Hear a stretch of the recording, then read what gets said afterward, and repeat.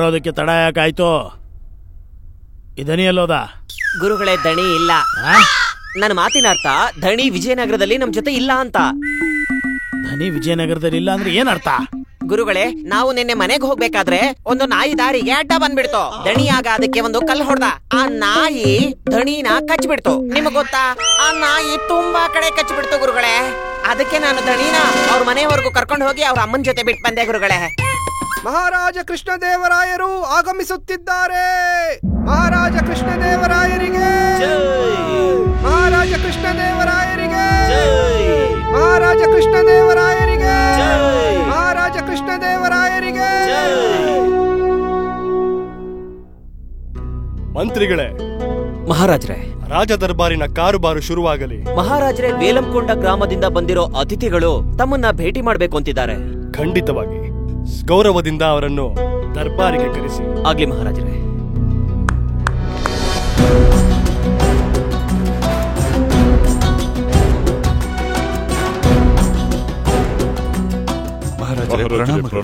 ಪ್ರಣಾಮ ಮಹಾರಾಜರೇ.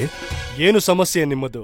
ಮಹಾರಾಜರೇ, ನಾನೊಬ್ಬ ಅತ್ಯಂತ ದರಿದ್ರ ಬ್ರಾಹ್ಮಣ ಮಹಾರಾಜರೇ. ಎಷ್ಟು ದರಿದ್ರವೆಂದರೆ ದರಿದ್ರ ಕೂಡ ನನಗೆ ಭಿಕ್ಷೆಯನ್ನು ಕೊಟ್ಟು ದರಿದ್ರ ಎಂದು ಹೇಳಿ ಹೋಗುತ್ತದೆ.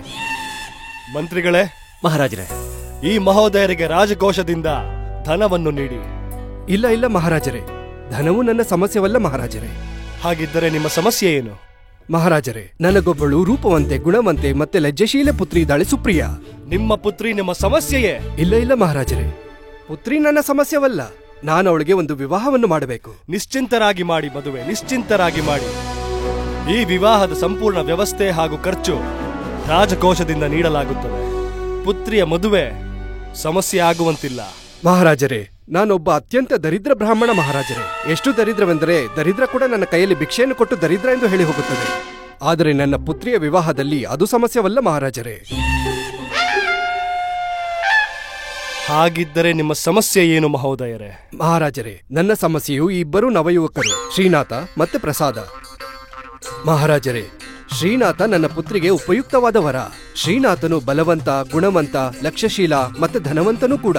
ಆದ್ರೆ ಈ ಪ್ರಸಾದ ಬಲವಂತನೂ ಅಲ್ಲ, ಗುಣವಂತನೂ ಅಲ್ಲ, ರೂಪವಂತನೂ ಅಲ್ಲ. ನಾನೀಗ ಒಂದು ಸಮಸ್ಯೆಯಲ್ಲಿ ಬಿದ್ದಿದ್ದೀನಿ ಮಹಾರಾಜರೇ. ಈ ಇಬ್ಬರಲ್ಲಿ ಯಾರನ್ನು ಕೊಟ್ಟು ನನ್ನ ಪುತ್ರಿಗೆ ವಿವಾಹವನ್ನು ಮಾಡಲಿ ಮಹಾರಾಜರೇ? ಈ ನಿರ್ಣಯವಂತೂ ನಿಮ್ಮ ಪುತ್ರಿ ತೆಗೆದುಕೊಳ್ಳಬೇಕು. ನಿಮಗಂತೂ ಅರಿವಿರಬೇಕು, ವಿಜಯನಗರ ರಾಜ್ಯದಲ್ಲಿ ಕನ್ಯೆಯ ಅನುಮತಿ ಇಲ್ಲದೆ ಅವರ ವಿವಾಹ ಮಾಡುವುದು ಅಪರಾಧವು. ಮಹಾರಾಜರೇ, ನಾನು ಅತ್ಯಂತ ದರಿದ್ರ ಬ್ರಾಹ್ಮಣನು. ಆಹಾ, ಪೂರ್ತಿ ರಾಜ ದರ್ಬಾರಿಗೆ ಗೊತ್ತು ನೀನ್ ಎಂತ ದರಿದ್ರ ಅಂತ. ಆ ದರಿದ್ರಕ್ಕೆ ನೀನ್ ಎಂತ ದರಿದ್ರ ಅಂತ ಗೊತ್ತಾಗಿ ಅದೇ ನಿನಗೆ ಭಿಕ್ಷೆ ಕೊಟ್ಟು ಹೊರಟೋಗುತ್ತೆ. ಸಮಸ್ಯೆ ಏನು ಅಂತ ಹೇಳಿ. ಮಹಾರಾಜರೇ, ಸಮಸ್ಯೆವೇನೆಂದರೆ ನನ್ನ ಪುತ್ರಿ ಏನು ಹೇಳಿದ್ದಾಳಂದ್ರೆ ಮಹಾರಾಜರು ಯಾರನ್ನ ಮದುವೆ ಆಗುವಂತಾರೋ ಅವರನ್ನೇ ಆಗ್ತೀನಿ ಅಂತ.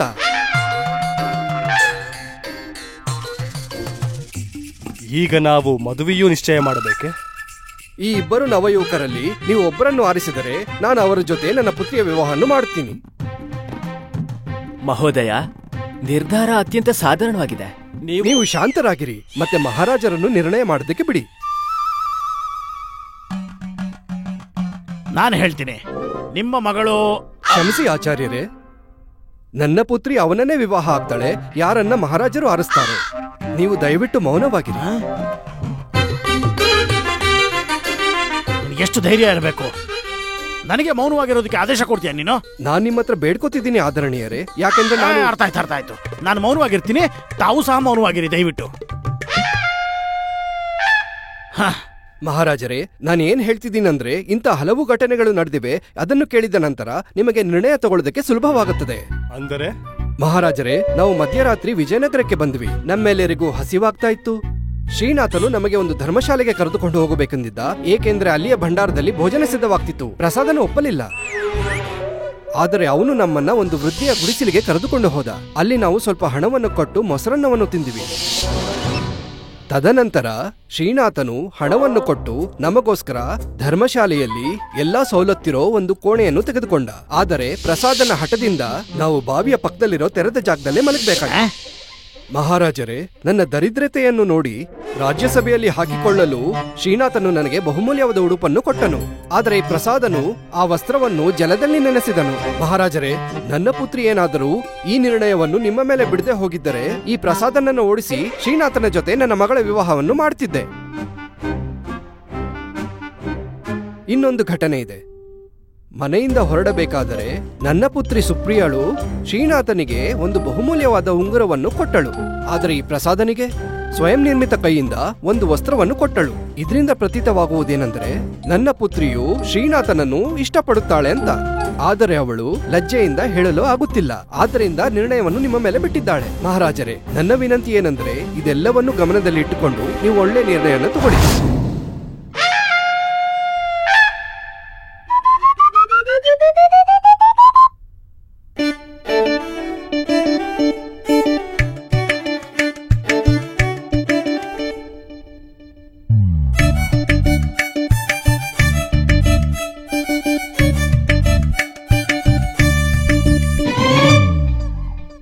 ಹಾಗಾದರೆ ನಮ್ಮ ನಿರ್ಣಯವು ನಿಮ್ಮ ಪುತ್ರಿಯ ವಿವಾಹ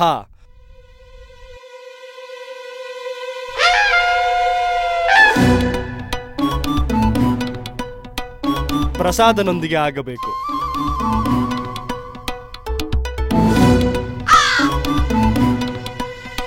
ಅದ್ಯಾಕೆ ಮಹಾರಾಜರೇ? ಏಕೆ ಅಂದರೆ ಅಂದರೆ ನಿರ್ಣಯವಂತೂ ತೆಗೆದುಕೊಂಡು ಆಗಿದೆ. ಆದರೆ ಈ ನಿರ್ಣಯವು ಏಕೆ ತೆಗೆದುಕೊಂಡೆವು ಎಂದು ನಮ್ಮ ವಿಶೇಷ ಸಲಹೆಗಾರ ಪಂಡಿತ ರಾಮಕೃಷ್ಣರು ಹೇಳುತ್ತಾರೆ. ಸರಿ ಮಹಾಪ್ರಭು, ಸರಿ. ಆದರಣೀಯ ಪ್ರಸನ್ನ ಅವರೇ, ಪ್ರಸಾದ್ ಅವರ ವ್ಯವಹಾರದಿಂದ ಪ್ರದರ್ಶನಗೊಳ್ಳುತ್ತೆ ಇವರು ಅತ್ಯಂತ ಬುದ್ಧಿವಂತ ಅಂತ. ಮತ್ತೆ ನಿಮ್ಮ ಮಗಳನ್ನ ಪ್ರೀತಿಸ್ತಾನೂ ಇದ್ದಾನೆ. ಈಗ ಇದನ್ನ ನೀವ್ ಹೇಗೆ ಹೇಳೋದಕ್ಕೆ ಸಾಧ್ಯ ಪಂಡಿತ ರಾಮಕೃಷ್ಣ? ಅಂದ್ರೆ ಶ್ರೀಯುತರಾದ ಪ್ರಸನ್ನ ಅವರಿಗೂ ತಿಳಿಬೇಕಲ್ವಾ? ಪ್ರಸನ್ನ ಅವರೇ, ಪ್ರಸಾದ್ ಅವರು ನಿಮಗೆ ಸ್ವಾದಿಷ್ಟ ಭೋಜನದ ಬದಲಾಗಿ ಮೊಸರನ್ನ ಮಾತ್ರ ತಿನ್ಸಿದ್ರು. ಅದರಿಂದ ಏನು ತೊಂದರೆನೂ ಆಗ್ಲಿಲ್ಲ. ಅದಕ್ಕೆ ಮಹಾರಾಜರನ್ನ ಭೇಟಿಯಾಗೋ ಅವಶ್ಯಕತೆನೂ ಇರ್ಲಿಲ್ಲ. ಮತ್ತೆ ಅದು ಬಾವಿ ಹತ್ರ ಮಲ್ಗೋದ್ರಿಂದ ಏನ್ ಲಾಭ ಆಯ್ತು? ಬಾವಿ ಹತ್ರನೇ ಜನಗಳ ದಿನ ಆರಂಭ ಆಗೋದು. ಅಲ್ಲಿಗೆ ಜನ ಸ್ನಾನ ಮಾಡೋಕ್ ಬರ್ತಾರೆ. ಅಲ್ಲಿ ಮಲ್ಕೊಂಡಿದ್ ಕಾರಣದಿಂದಾಗೆ ನೀವು ಸರಿಯಾದ ಸಮಯಕ್ಕೆ ನೀವು ರಾಜ ದರ್ಬಾರ್ನಲ್ಲಿ ಉಪಸ್ಥಿತರಿ. ಆದ್ರೆ ಆ ಬಹುಮೂಲ್ಯ ವಸ್ತ್ರವನ್ನು ಯಾಕೆ ನೆನೆಸಲಾಯ್ತು? ಏಕೆಂದರೆ ರಾಜ್ಯಸಭೆಯಲ್ಲಿ ಇದನ್ನು ಸಾಬೀತುಪಡಿಸೋದಕ್ಕೆ ಅದು ನಾನು ಒಬ್ಬ ದರಿದ್ರ ಬ್ರಾಹ್ಮಣ ಅಂತ. ಎಷ್ಟು ದರಿದ್ರವೆಂದರೆ ದರಿದ್ರ ಕೂಡ ನನಗೆ ಭಿಕ್ಷೆಯನ್ನು ಕೊಟ್ಟು ಹೋಗುತ್ತದೆ. ಖಂಡಿತವಾಗ್ಲೂ ಇಲ್ಲ. ಪ್ರಸಾದ್ಗೆ ಇದು ಬೇಕಾಗಿರ್ಲಿಲ್ಲ. ನಿಮ್ಮನ್ನ ಹಳೆ ಬಟ್ಟೆಯಲ್ಲಿ ನೋಡಿ ಮಹಾರಾಜರು ವಿವಾಹಕ್ಕೆ ಕಡಿಮೆ ದುಡ್ಡನ್ನ ಕೊಡ್ಲಿ ಅಂತ. ಇದು ರಾಜ್ಯಸಭೆಯ ನಿಯಮವೂ ಕೂಡ. ಇಲ್ಲಿಗೆ ಬರುವಂತಹ ಪ್ರತಿ ವ್ಯಕ್ತಿಗೂ ಕೂಡ ಮಹಾರಾಜರು ಸರಿಯಾದ ನ್ಯಾಯ ಒದಗಿಸ್ತಾರೆ. ಆಮೇಲೆ ನಿಮ್ಮ ಮಗಳಿಗೂ ಕೂಡ ಪ್ರಸಾದನೇ ಇಷ್ಟ. ಇದನ್ನ ನೀವು ಹೇಗೆ ಹೇಳಕ್ಕಾಗತ್ತೆ? ನನ್ನ ಪುತ್ರಿಯು ಸ್ವಯಂ ಅವಳ ಕೈಯಿಂದ ಶ್ರೀನಾಥನಿಗೆ ಬಂಗಾರದ ಉಂಗುರವನ್ನು ಕೊಟ್ಟಿದ್ಲು, ಮತ್ತೆ ಈ ಪ್ರಸಾದನಿಗೆ ಸಾಧಾರಣವಾದ ವಸ್ತ್ರವನ್ನ. ಅದು ನಿಮ್ಮ ದೃಷ್ಟಿಯಲ್ಲಿ ಸಾಧಾರಣ. ಯೋಚನೆ ಮಾಡಿ, ಒಂದು ಚಿನ್ನದ ಉಂಗುರವನ್ನ ಯಾರಿಂದನೂ ಕೂಡ ಖರೀದಿ ಮಾಡಬಹುದು. ಆದ್ರೆ ಅವರ ಕೈಯಾರೆ ಮಾಡಿರೋ ವಸ್ತ್ರದಿಂದ ಅವರ ಭಾವನೆಗಳು ಕೂಡ ಅಡಗಿರತ್ತೆ. ಯಾರು ಕೂಡ ಅಗತ್ಯ ಇಲ್ಲ ಇದನ್ನ ಮಾಡೋದಕ್ಕೆ. ಅದಕ್ಕೆ ಆ ವಸ್ತುನ ಪ್ರೀತಿ ಪಾತ್ರರಿಗೆ ಮಾತ್ರ ಕೊಡೋಕಾಗುತ್ತೆ ಅಲ್ವಾ? ಆದರೆ ಇದನ್ನ ಅವಳು ಸ್ವಯಂ ಹೇಳ್ಬೋದಾಗಿತ್ತಲ್ಲ. ಅವಳು ನಮ್ಮನ್ನ ಮಹಾರಾಜರ ಹತ್ರ ಯಾಕೆ ಕಳಿಸಿದ್ಲು? ನಿಮ್ಮ ಪುತ್ರಿ ಬಹಳ ಬುದ್ಧಿವಂತಳು. ಕ್ಷಮ್ಸಿ, ನಾನ್ ನಿಮ್ಮನ್ನ ಯಾವುದೇ ರೀತಿ ಅವಮಾನ ಮಾಡ್ತಾ ಇಲ್ಲ. ಆದ್ರೆ ನೀವು ಅನ್ಕೊಂಡಿದ್ದೀರಾ ನೀವೊಬ್ಬ ಬಡ ಬ್ರಾಹ್ಮಣ ಅಂತ. ಅದಕ್ಕೆ ನೀವು ಇನ್ನೊಬ್ಬ ಬಡ ಬ್ರಾಹ್ಮಣನಿಗೆ ಕೊಟ್ಟು ಮದ್ವೆ ಮಾಡೋದಕ್ಕೆ ನೀವು ಒಪ್ಪಿಗೆಯನ್ನ ಕೊಡ್ತಾ ಇರ್ಲಿಲ್ಲ. ಅದಕ್ಕೆ ಅವರು ನಿಮ್ಮನ್ನ ಮಹಾರಾಜರ ಹತ್ರ ಕಳಿಸಿದ್ದು. ನಾನು ಪೂರ್ತಿ ವಿಶ್ವಾಸದಿಂದ ಹೇಳ್ತಾ ಇದ್ದೀನಿ, ಈ ಸಮಯದಲ್ಲಿ ಒಬ್ರು ಈ ದರ್ಬಾರ್ನಲ್ಲೇ ಉಪಸ್ಥಿತರಿದ್ದಾರೆ. ಸುಪ್ರಿಯಾ ಅವರೇ, ನನಗೆ ಗೊತ್ತಿದೆ ನೀವು ಈ ದರ್ಬಾರ್ನಲ್ಲಿ ಉಪಸ್ಥಿತರಿದ್ದೀರಾ ಅಂತ. ದಯವಿಟ್ಟು ಮುಂದೆ ಬರ್ತೀರಾ?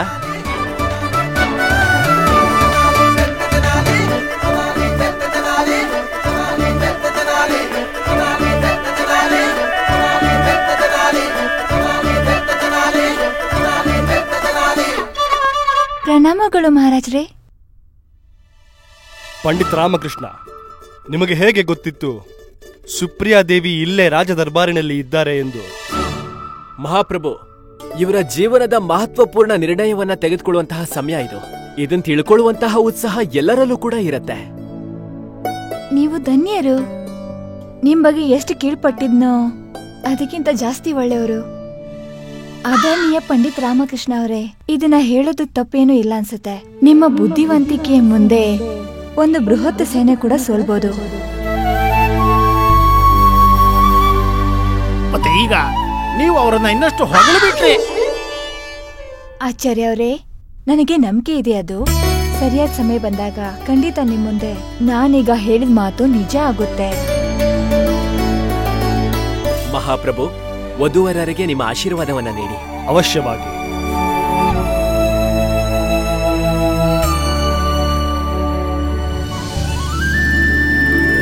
ನಿಮ್ಮ ಜೀವನ ಮಂಗಳಮಯವಾಗಿರಲಿ. ಮಂತ್ರಿಗಳೇ. ಸರಿ ಮಹಾರಾಜರೇ.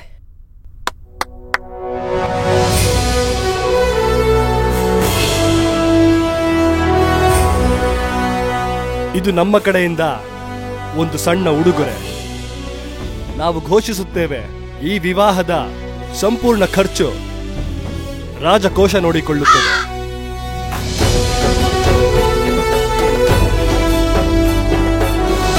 ನನಗೆ ಗೊತ್ತಿದೆ ನೀವು ತುಂಬಾ ಬೇಜಾರಾಗಿದ್ದೀರಾ ಅಂತ.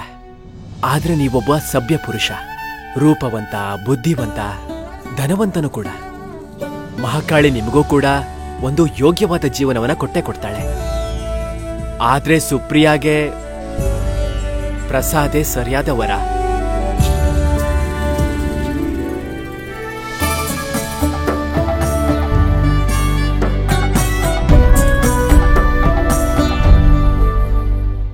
ಮಹಾರಾಜರೇ, ನಮ್ಮ ವಿಜಯನಗರದ ಶ್ರೇಷ್ಠ ಪೈಲ್ವಾನ ಶ್ರೀ ಕೇಸರಿ ವಲ್ಲಭ ಹಾಗೆಯೇ ಇನ್ನೊಬ್ಬ ಪೈಲ್ವಾನ ದುವಾದಾನ್ ದುರ್ಜನ್ ಜೊತೆಗೆ ಮಲ್ಲಯುದ್ಧವನ್ನ ಆಯೋಜಿಸಲಾಗಿದೆ.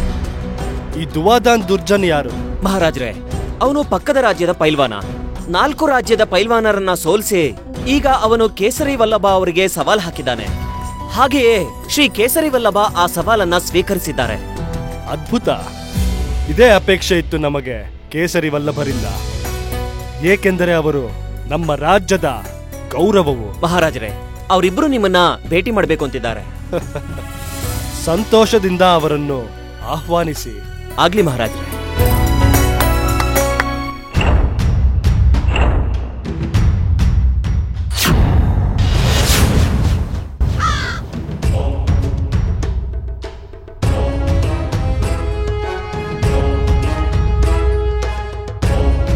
ಪ್ರಣಾಮಗಳು ಮಹಾರಾಜ್ರೆ.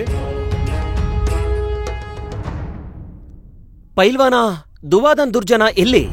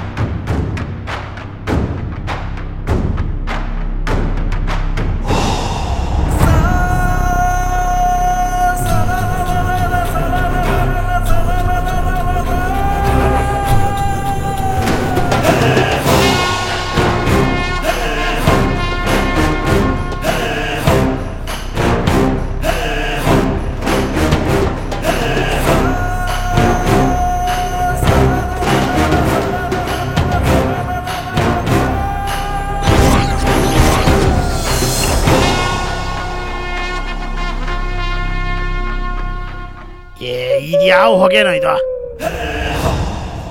ಪ್ರಣಾಮಗಳು ಮಹಾರಾಜ. ಈ ಸಾಂಬ್ರಾಣಿ ಹೊಗೆ ಯಾಕೆ ನೀವು ಬಂದಾಗ? ನಾನೆಲ್ಲೇ ಹೋದ್ರು ಈ ಸಾಂಬ್ರಾಣಿ ಹೊಗೆ ನನ್ನ ಜೊತೆಗೆ ಇರುತ್ತೆ. ಈ ಸಾಂಬ್ರಾಣಿ ಹೊಗೆಯಿಂದ ನನಗೆ ಶಕ್ತಿ ಸಿಗುತ್ತೆ. ನಿಮಗೆ ವಿಜಯನಗರ ರಾಜ್ಯಕ್ಕೆ ಸ್ವಾಗತವು.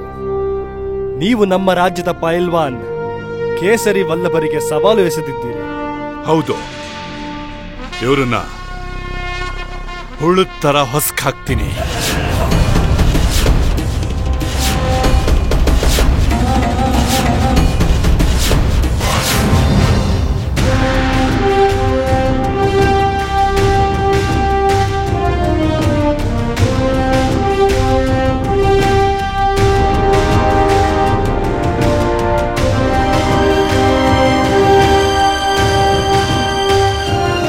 ನಿಮ್ಮಿಬ್ಬರಿಗೂ ನಮ್ಮ ಶುಭಾಶಯಗಳು. ಮಹಾರಾಜ್ರೆ, ನೀವು ಮಲ್ಲ ಯುದ್ಧದಲ್ಲಿ ಉಪಸ್ಥಿತರಿದ್ದರೆ ನನಗೆ ಆನೆ ಬಲ ಬಂದಂತಾಗುತ್ತದೆ. ಹೌದು ಮಹಾರಾಜರೇ, ನೀವು ಸಾಕ್ಷಿಯಾಗಿರ್ತೀರ. ಆಗ ನಾನು ಇವ್ರನ್ನ ಹುಳುತ್ತರ ಹೊಸ್ಕ್ ಹಾಕ್ತೀನಿ. ಖಂಡಿತವಾಗಿಯೂ ನಾವು ಈ ಮಲ್ಲ ಯುದ್ಧ ನೋಡ ಬಯಸುತ್ತೇವೆ. ನಾವು ಅಲ್ಲಿ ಉಪಸ್ಥಿತರಿರುತ್ತೇವೆ.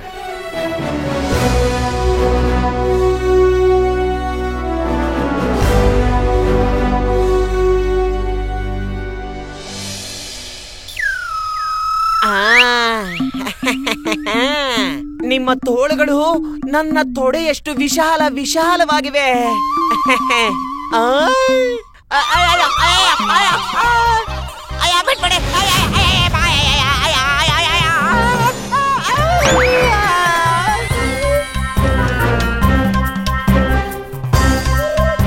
ಅದನ್ನಿಯ ಪಂಡಿತ್ ರಾಮಕೃಷ್ಣ ಅವರೇ, ಇದನ್ನ ಹೇಳೋದು ತಪ್ಪೇನೂ ಇಲ್ಲ ಅನ್ಸುತ್ತೆ. ನಿಮ್ಮ ಬುದ್ಧಿವಂತಿಕೆ ಮುಂದೆ ಒಂದು ಬೃಹತ್ ಸೇನೆ ಕೂಡ ಸೋಲ್ಬೋದು.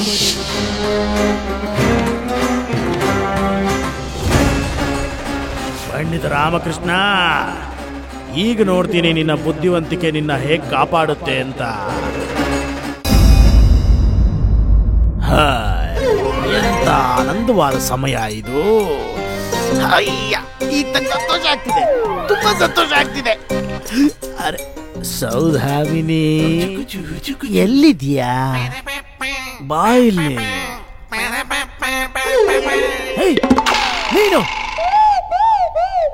ನೀನ್ ಈ ಕೋಣೆಗೆ ಯಾಕೋ ಬಂದೆ? ಮೂರ್ಖ, ನನಗೆ ಗೊತ್ತು ದನಿ ಇಲ್ಲ ಅಂತ, ನೀನು ಒಬ್ನೇ ಇದೆಯಾ ಅಂತ. ಸ್ವಲ್ಪ ಸಮಯನಾದ್ರೂ ನನಗೆ ಒಬ್ನೇ ಏಕಾಂತವಾಗಿರೋದಕ್ಕೆ ಸಮಯ ಕೊಡ್ರೋ. ಯಾವಾಗ್ಲೂ ಹಾಲ್ನಲ್ಲಿ ಗೋಡಂಬಿ ತರ ಬಂದು ಬೀಳ್ತಾ ಇರ್ತೀರಾ.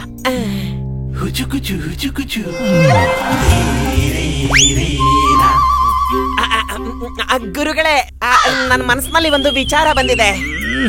ನಿನ್ನ ಮನಸ್ಸಲ್ಲಿ ಬಂದಿರುವಂತ ವಿಚಾರ ಯಾವಾಗ್ಲೂ ಬೇಡದಿರೋ ಸಮಯದಲ್ಲೇ ಬಂದು ಸಾಯುತ್ತೆ. ಕಾಯೋದಕ್ಕಾಗದಿಲ್ವ ನಿನ್ನ ಮನಸ್ಸಲ್ಲಿರೋ ವಿಚಾರ?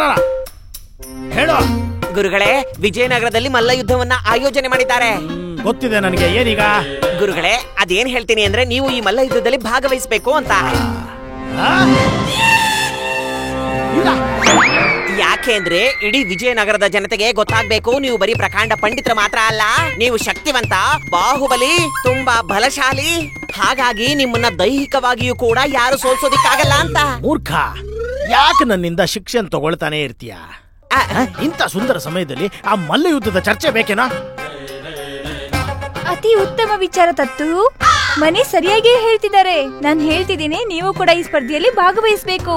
ನೀವು ಇಲ್ಲಿರುವಾಗ ಬೇರೆ ಇನ್ಯಾರು ಈ ಸ್ಪರ್ಧೆಯಲ್ಲಿ ಯಾಕೆ ಗೆಲ್ಬೇಕು? ಇದು ಸರಿಯಲ್ಲ ಅನ್ಸುತ್ತೆ.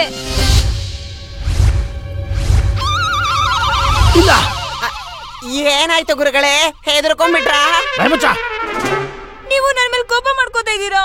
ಇಲ್ಲ ಇಲ್ಲ ಪ್ರಿಯೆ, ಇಲ್ಲ, ನಾನು ಈ ಮೂರ್ಖನಿಗೆ ಹೇಳ್ತಾ ಇದ್ದೆ ಅಷ್ಟೇ.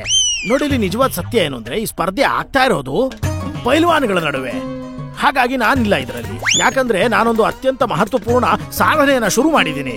ನನಗಿದನ್ನು ಮೊದಲೇ ಹೇಳಿದಿದ್ರೆ ನಾನು ಮಾಡ್ತಿರೋ ಸಾಧನೆ ಸಮಯವನ್ನ ಮುಂದಕ್ಕೆ ಹಾಕ್ತಿದ್ದೆ. ಖಂಡಿತವಾಗ್ಲು. ಹಾ, ಇಲ್ಲಿ ಬಾ, ಕೂತ್ಕೋ. ನಾನ್ ನಿನಗೆ ನಮ್ಮ ಮಲ್ಲ ಯುದ್ಧದ ಒಂದು ಅದ್ಭುತವಾದ ಕಥೆನ ಹೇಳ್ತೀನಿ. ನೀನು ಚಟ್ಟಾನ್ ಸಿಂಗ್ ಪೈಲ್ವಾನ್ನ ಹೆಸರು ಕೇಳಿದ್ಯಾ? ಕೇಳಿದ್ದೀನಿ. ಯಾಕೋ ಸರಿ ಇಲ್ಲ. ನೀನು ಮಲ್ಹಾನ್ ಸಿಂಗ್ ಪೈಲ್ವಾನ್ನ ಹೆಸರು ಕೇಳಿದ್ಯಾ? ಇಲ್ಲ, ಕೇಳಿಲ್ಲ ಗುರುಗಳೇ. ಇಲ್ಲ, ಇದು ಸರಿಯಾಗಿದೆ. ಮಲ್ಖಾನ್ ಸಿಂಗ್ ಪೈಲ್ವಾನ್ ಆ ಕಾಲದ ಬಹಳ ಪ್ರಸಿದ್ಧ ಬಲಶಾಲಿ ಪೈಲ್ವಾನ್. ಅವನು ನಮಗೆ ಸವಾಲ್ ಹಾಕ್ದ. ನಾವು ಸವಾಲನ್ನ ಸ್ವೀಕರಿಸಿದ್ವಿ. ನಾನು ಆಮೇಲೆ ಅವನ ಜೊತೆ ಮಲ್ಲ ಯುದ್ಧ ಮಾಡೋದಕ್ಕೆ ಅಖಾಡಕ್ಕೆ ಕೂತಾಗ ನಾನೇ ಹೇಳಿದೆ, ಅಯ್ಯೋ. ಅವನು ನನ್ನ ಎದುರಿಗೆ, ನಾನು ಅವನ ಎದುರಿಗೆ. ಅವನು ನನ್ನನ್ನು ನೋಡ್ದ, ನಾನು ಅವನನ್ನು ನೋಡ್ತಾ ಅವನು ಮುಂದೆ ಬಂದ. ನಾನು ಹಿಂದಕ್ಕೆ ಹೋದೆ. ಅವನ ಎಡಕ್ಕೆ ನನ್ನ ಬಲಕ್ಕೆ, ಅವನ ಎಡಕ್ಕೆ ನನ್ನ ಬಲಕ್ಕೆ. ಆಗ ನಾನು ಅವನ್ನ ಹಿಡಿದು ಹಾಗೆ ದಾ ಹಾಕ್ಬೇಕಾದ್ರೆ ಅಚಾನಕ್ ಆಗಿ ಸೀನ್ ಬಂದ್ಬಿಡ್ತು. ಈ ರೀತಿ ಸೀನಿ ನಾನು ನನ್ನ ಕಣ್ಣನ್ನ ತೆರೆದಾಗ ಆ ಮಲ್ಖಾನ್ ಸಿಂಗ್ ಪೈಲ್ವಾನ್ ಅದೃಶ್ಯನಾಗಿದ್ದ. ಎಲ್ಲಿ ಹೋದ್ರು? ಅಲ್ಲಿದ್ದ ಒಬ್ಬ ದರ್ಶಕ ನನ್ನ ಕೌಶಲ್ಯವನ್ನ ನೋಡ್ತಾ ಉಪಸ್ಥಿತನಾಗಿದ್ನಲ್ಲ, ಅವನ್ ನನಗೆ ಹೇಳ್ದ, ಬರೀ ನಾನು ಸೀನ್ ಇದ್ದಕ್ಕೋಸ್ಕರನೇ ಮಲ್ಖಾನ್ ಸಿಂಗ್ ಪೈಲ್ವಾನ್ ಆಕಾಶಕ್ಕೆ ಹಾರೋಗ್ಬಿಟ್ಟ ಅಂತ. ಹಾರೋಗ್ಬಿಟ್ಟ. ನೀನೇನ್ ಮಾಡ್ತಾ ಇದೀಯಾ? ಗುರುಗಳೇ, ಸುತ್ಕೊಳ್ತಾ ಇದ್ದೀನಿ. ಚೆನ್ನಾಗಿ ಸುತ್ತಾ ಇದ್ದಾನೆ. ಇಲ್ವಾ ಇಲ್ಲಿ ಕರೆದ್ರ ಗುರುಗಳೇ?